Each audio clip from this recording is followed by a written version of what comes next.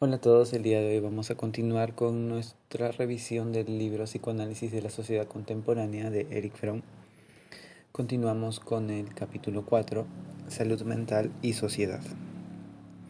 La satisfacción total de las necesidades físicas no es garante de la salud humana y de su consecuente equilibrio mental, sino que ambas dependen de la satisfacción de las necesidades humanas que son la necesidad de relación, de trascendencia, de arraigo, de identidad y la necesidad de un marco de orientación y devoción. Todas las pasiones humanas hunden sus raíces en esta fuente de necesidades humanas y no en la libido, como decía Freud. La satisfacción de las necesidades fisiológicas del hombre pueden resolverse fácilmente, psicológicamente hablando, ya que basta una organización social básica y una distribución económica para suplirlos, mientras que la satisfacción de las necesidades humanas es sumamente complicada, pues depende de muchísimos factores. Están ahí las estructuras sociales y las características relacionales que surgen de estas estructuras, entre otras más. Así como las necesidades físicas deben satisfacerse para que el hombre no muera, las necesidades humanas deben satisfacerse para que el hombre no muera psicológicamente, es decir, que se vuelque en la locura. Los modos de satisfacción de estas necesidades humanas son diversos, así como diversos son los grados de salud mental que surgen de la manera como se satisfacen estas necesidades. Si una necesidad humana no es satisfecha, la consecuencia es la enfermedad mental. Si la necesidad es satisfecha pero de manera ineficiente, la consecuencia es la neurosis asolapada por los efectos socialmente modelados de los cuales ya hemos hablado en anteriores audios. Por ejemplo, si el modo de satisfacción de la necesidad humana de relación es a través de la simbiosis o de la enajenación, entonces el individuo va perdiendo independencia e integridad, por lo que se hace hostil y apático. Solo podrá satisfacer su necesidad de relación si lo hace a través del amor. En síntesis, la salud mental, o es lo mismo que decir la satisfacción de las necesidades humanas, se caracteriza por la capacidad de amar y de crear, por la liberación de los vínculos incestuosos con el clan y el suelo, por un sentimiento de identidad basado en el sentimiento de sí mismo como sujeto y agente de las propias capacidades, y por la captación de la realidad interior y exterior a nosotros a través de la objetividad y de la razón. Este concepto de salud mental, en esencia, es el mismo que los conceptos pregonados por los antiguos y grandes maestros espirituales de la especie humana. Ante esta evidencia puede decirse de la psicología que no es científica, sino idealística, filosófica o religiosa. Se les hace casi imposible detectar a estos hombres modernos por sus propios dogmas científicos que las conclusiones a las que llegaron aquellos grandes hombres se basaban en un conocimiento racional de la naturaleza humana. Grandes hombres como Moisés, Confucio, Lao Tse, Buda, Isaías, Sócrates y Jesucristo.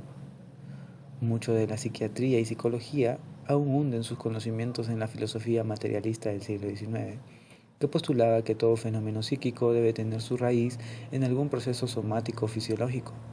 Freud pensaba así, de ahí su teoría de la libido. Sin embargo, en el psicoanálisis humanístico, el substratum no es físico, sino la propia condición humana. Suponemos que la historia humana comenzó hace centenares de miles de años, con una cultura primitiva y un uso de la razón muy incipiente, donde su estructura orientadora estaba muy vagamente relacionada con la realidad y la objetividad. Dicho hombre cuasi animal carecía de salud mental. Para responder dicha pregunta, podemos hacernos la siguiente analogía. Si un hombre adulto adoptara la orientación de un bebé, probablemente lo consideraríamos como gravemente enfermo mentalmente. Mas, para ese bebé, dicha orientación es completamente adecuada, pues se corresponde con la fase de su desarrollo psíquico. Entonces, un concepto de enfermedad puede concebirse como la fijación o regresión hacia una de las fases anteriores al desarrollo evolutivo ya alcanzado. Así puede dejarse en paz al hombre primitivo si está de acuerdo a la fase en la que se encuentra desarrollándose, mientras que puede catalogarse como enfermas aquellas fijaciones o regresiones a etapas anteriores del desarrollo por las que ya pasó la especie humana. Aunque parece sencillo, esta explicación pasa por alto un hecho: la base orgánica del hombre. Un bebé no tiene la misma base orgánica desarrollada de un adulto para adquirir una actitud de madurez. El hombre, por el contrario, tiene desde hace centenares de años el equipo orgánico propio de la madurez, por lo que su evolución depende totalmente de su capacidad para transmitir conocimientos a las generaciones posteriores, o lo que comúnmente llamamos cultura, por lo que la evolución humana es consecuencia del desarrollo cultural y no de un cambio orgánico.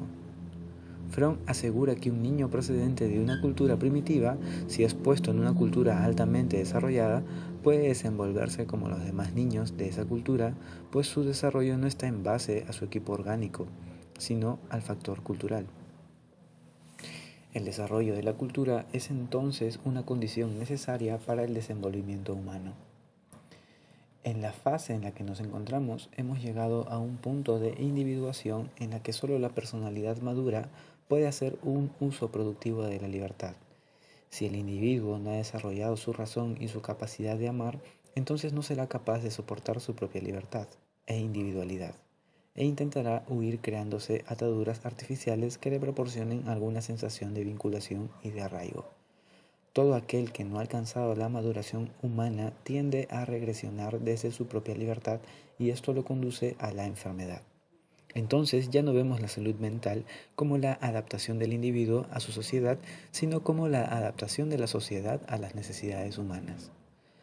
Como la sociedad humana es un elemento de la salud mental, podría decirse entonces que un individuo será sano mentalmente no solo por sus características individuales, sino también en parte por la estructura social en la que se desenvuelve. Si su sociedad le aporta un ambiente donde desarrollar su capacidad de amar, donde poder trabajar productivamente y desarrollar su razón y su objetividad, entonces será una sociedad sana y tendrá individuos sanos. Si por el contrario, su sociedad promueve la hostilidad, convierte al hombre en un instrumento de explotación y uso que lo enajena de sí mismo, entonces será una sociedad insana y tendrá consecuentemente individuos enfermos. Una sociedad puede desempeñar ambas funciones simultáneamente. El problema está en qué grado y dirección ejercen su influencia positiva y negativa cada sociedad. Entonces, explorando ahora algunas ideas respecto a esta característica de las sociedades, abordemos la idea extendida de que la sociedad occidental es el arquetipo de sociedad mentalmente sana, especialmente la sociedad norteamericana. La psicología social mucho ha tenido que ver con esta concepción, ya que lejos de ser un instrumento crítico social, se ha convertido en el principal impulsor de este tipo de vida. Tan solo hace basta ver las definiciones de madurez o de salud mental para encontrar el deseo socialmente modelado de éxito. Por ejemplo, la definición del Dr. Strecker acerca de madurez emocional es la capacidad de perseverar en un empleo, rendir en una ocupación más de lo que se pide, capacidad de ser veraz, de ser persistente para terminar un trabajo a pesar de las dificultades, y la capacidad también para trabajar con otras personas dentro de un conjunto organizado bajo una autoridad. Madurez emocional también para Strecker es la capacidad de tomar decisiones, voluntad de vivir, tener flexibilidad, independencia y tolerancia. Sería pues el caso de un individuo sano para Strecker, justamente el caso de un trabajador perfecto. Y no hace falta mirar más allá en muchas sociedades donde esas capacidades son requeridas como lo deseable para ocupar puestos de director ejecutivo, por ejemplo. Entonces el Dr. Strecker piensa que salud mental es adaptarse a los requerimientos de la sociedad sin cuestionarse si dicha adaptación siquiera es saludable o un modo patológico de conducirse por la vida. Hobbes y Freud pensaban que la naturaleza humana y la naturaleza social, si se puede llamar así, siempre están en contradicción, puesto que el hombre es asocial. Freud pensaba que el hombre, motivado por sus impulsos sexuales, era contravenido por la imposición de la prohibición del incesto. En completo acuerdo con las ideas de Rousseau, Freud sostenía que el hombre primitivo en sus inicios no tenía por qué luchar contra restricción alguna para satisfacer sus deseos. En esto sigue a Rousseau en la idea del salvaje feliz. Sigue a Hobbes en el supuesto de la hostilidad fundamental entre los hombres con el conflicto del padre y la hostilidad hacia él. Para Freud, la agresividad en el hombre surge de dos tendencias: la tendencia hacia la destrucción o instinto de muerte, y su tendencia de frustración de sus deseos instintivos que le impone la civilización. Si bien puede canalizar su agresividad internamente a través del superego y una apatía de esa agresividad se puede sublimar a través del amor fraterno, la agresividad para Freud es inextirpable de la sociedad. La contradicción entre el hombre y la sociedad freudiana se basa principalmente en que el hombre primitivo es sano y feliz porque no es frustrado en su satisfacción sexual, pero carece de cultura, mientras que el hombre civilizado, si bien goza de algo de seguridad, está condenado a la neurosis a causa de su constante frustración sexual. Para Freud, no hay posibilidad de que la sociedad pueda satisfacer las necesidades humanas. La civilización es el producto de la frustración de los instintos y causa de las enfermedades mentales. Freud comparte con los autores sociales que el hombre capitalista moderno es esencialmente competitivo.